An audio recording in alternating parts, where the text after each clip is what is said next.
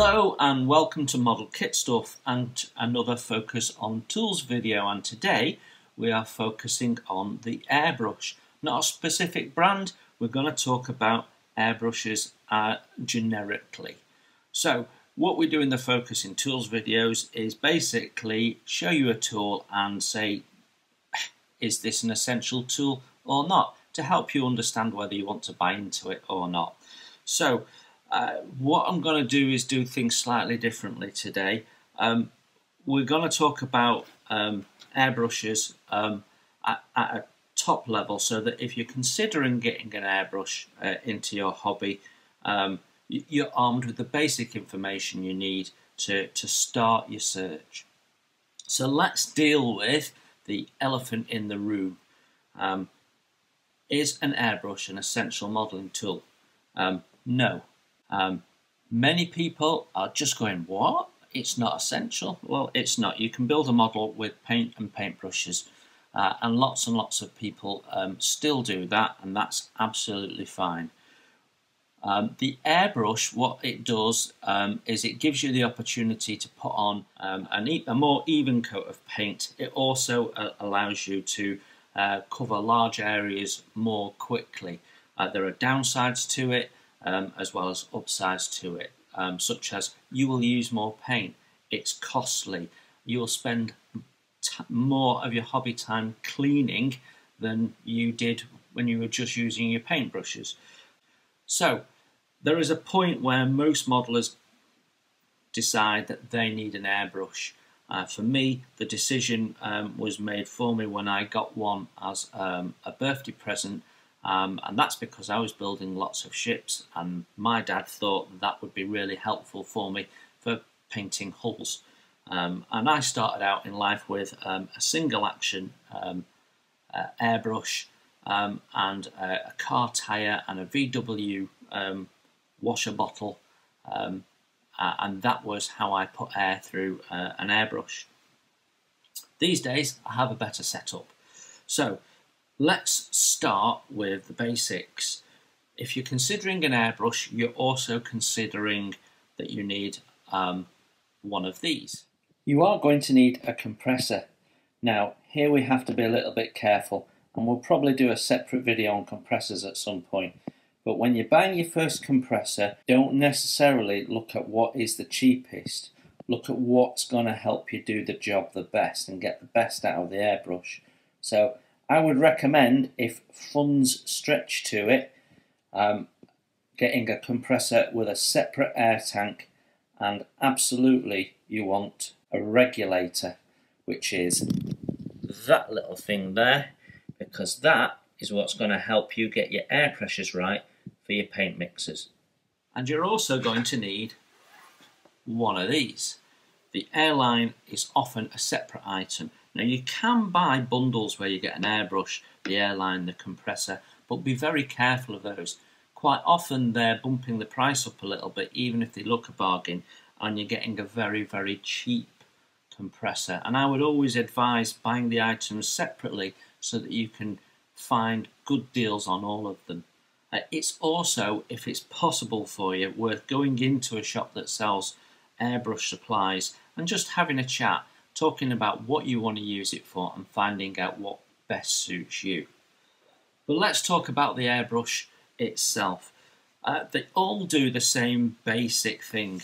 So what you get is a body, a paint cup, an air feed, and inside the body you will have a needle, and it's the needle that regulates the paint flow. Okay, they all work on the same basic principle. Now, you can get single action and you can get double action, and there's a whole sort of variety. Some have triggers, so on and so forth. I've never used a trigger one, so I couldn't comment. I have three airbrushes currently, two that I use, one that I haven't used for a while, and I've had 5 different brands of airbrushes in my time. And I'm not going to mention specific brands. Some people will. You'll find some people swear by this Iwata Eclipse. It's a very good airbrush. I personally prefer this one, but there isn't much in them. but I'm not in the business of recommending an airbrush because it's a personal thing, very much so. So, what are you looking for when you buy an airbrush? Well, if your money will stretch to it, you want a double action airbrush. And that means that the trigger, let me take this paint cup off so we can see better. What it means is that the trigger will regulate the amount of airflow by pressing it down, but you can also pull it back. So you've got two actions, and what that does is it pressing it down allows air through, so you can control how much air is going through, and as you pull it back, you're moving the needle, which is opening and closing the aperture. So you've got two ways of managing how much atomized paint is coming through the system. So if you can get a double action, you get more control. So a little bit harder to use, maybe if you've never used an airbrush before, than having just a single press trigger. But worth getting it, future-proof yourself, rather than buying an airbrush and then having to upgrade it. Second thing is paint cup. They basically come in three different types. You have a bottom feed where you have some form of paint pot underneath. You have a top feed like this one where you have a paint cup on the top, and then there's a side feed which has a paint cup that attaches at the side. Now there are advantages and disadvantages to both, and it depends on how you want to work. Okay, so most people will go with a top feed, and depending on your airbrush, that can work for you or it may not. The limitations of a top feed tend to be the size of the paint cup, and quite a lot of them will come with a paint cup that is actually moulded into the body of the airbrush, and you can't actually remove it. So you've then got a single size of paint cup, which means you're constantly refilling on bigger jobs. Now with this particular one, which is this Harder and Steinbach Evolution, when you buy it, let me open the box.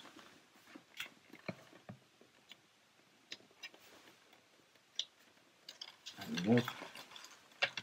When you buy it, you get two different cup sizes.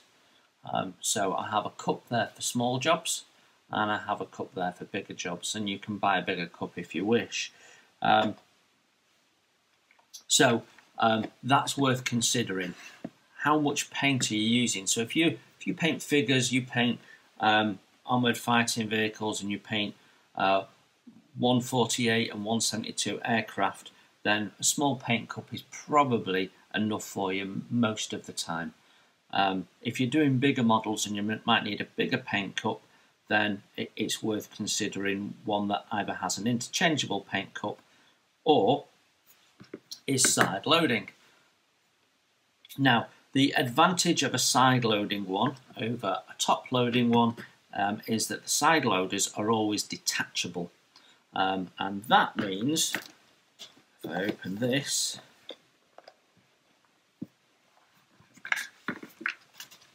that you have more flexibility in what you can plug into your airbrush. So in this particular one, it comes with a bottle which I can also put into the side, so I can actually do more paint through this airbrush than I can through this. But as you can see, I've had this airbrush now some years. I have never used that bottle because I never do a job that big. Even on a ship, I wouldn't need that much paint on a 1/200 hull. Don't need that much paint.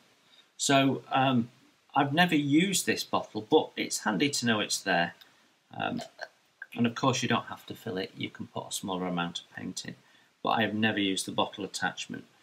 But it does give you the flexibility of different size cups, and also you can buy separate jars of different sizes to plug in. And that's why I have a side loader one. It gives me some flexibility, or it did in my mind when I bought it, although generally I've only ever used this paint cup. So first of all, have a really long think about how much paint you tend to put down and what size paint cup you need, because that's going to dictate what airbrush you get to a certain degree. So double action, paint pot size. The next consideration is needles. So some airbrushes will come with just one needle, and some of them will come with multiples. The multiple needle versions will be a little bit more expensive, but again, if your funds will stretch to it, it's worth doing it. So both of these came with two sets of needles, a 0.4 and a 0.2. Now that means with a 0.4 you're putting bigger coverage on. With a 0.2 you can do detail work with a bit more control. So if you do lots of small camouflages, like on German aircraft for example, you may want a smaller needle. If you only paint figures, you might only need a smaller needle. If you do lots and lots of big surfaces, you want a big needle. So if you're doing painting a whole fuselage the same colour, then a bigger needle is often helpful. You can do quite a bit of small control spraying with a larger needle, but it's handy to have two. And how I work is I have two airbrushes constantly connected to my compressor. One has a larger needle, one has a smaller needle, so I can interchange my airbrushes without having to strip down and change the needle. But it's good to know I've got a spare of each size. So that's how I work. I'm not recommending that's how you should work. It's just how I work. So, basics of an airbrush. They're not difficult to strip down. They're not difficult to maintain. They're not difficult to clean as long as you look after them and flush them out properly. They take a little bit of practice to get used to. Once you've got them, you will find that you may improve some of your surface painting, particularly larger surfaces. So if you're considering an airbrush and you've got to that point in your hobby, I'm hoping that the basic information that I've given you here will be helpful. So those are the things to look out for. I have one last tip. If you are going to buy an airbrush, buy yourself one of these. This is a quick release mechanism, and basically what it does is it screws into the end of your air feed. So normally air feed will connect directly onto your airbrush. What this does is it gives you a coupling that screws into your airline like so, in the same place, in the same way as it would have connected to your airbrush, and your airbrush just clips on, and it means you can take your airbrush on and off very quickly for cleaning without having to unscrew it. So those are the basics of things to consider. This is the basics. There are other features you can get on airbrushes, like you can get a stop on the end to stop you pulling the trigger back any further, so you've got a limit on how far it goes back, which will help you control your airflow, for example. Some of them have a fine airflow adjuster underneath. So there's lots and lots of features, but basically what I've told you is what you need to consider when buying your first airbrush. Now, if you've not got the money and you're just entering into it, then a single action airbrush is perfectly okay. A compressor which is cylinder only and doesn't have an air tank is okay. It'll be a little bit more noisy, and you'll have what you'll get is your airflow won't be the same. So the advantage of having a compressor with an air tank is that the compressor is filling the tank with air and you're drawing air from the tank, which means you have a consistent air pressure all the time. So you have a consistent flow of air through your airbrush. If you're using a compressor that doesn't have a tank, then the air is being pushed through your airbrush in a pulse. So you're not getting that, you may not be able to detect it, but you're not getting that constant flow, and that can have an effect on your painting. Having said that, at an entry level, you can get a single action airbrush with a basic compressor and an airline as a starter kit, and it will absolutely elevate your modelling from brush painting only. But if you've got the funds, or you've got relatives that can buy you presents and they've got the funds, then get yourself a double action airbrush and get yourself a compressor with a tank. Okay, I hope that was helpful. Thanks for looking in. Take care, everyone. We will see you soon.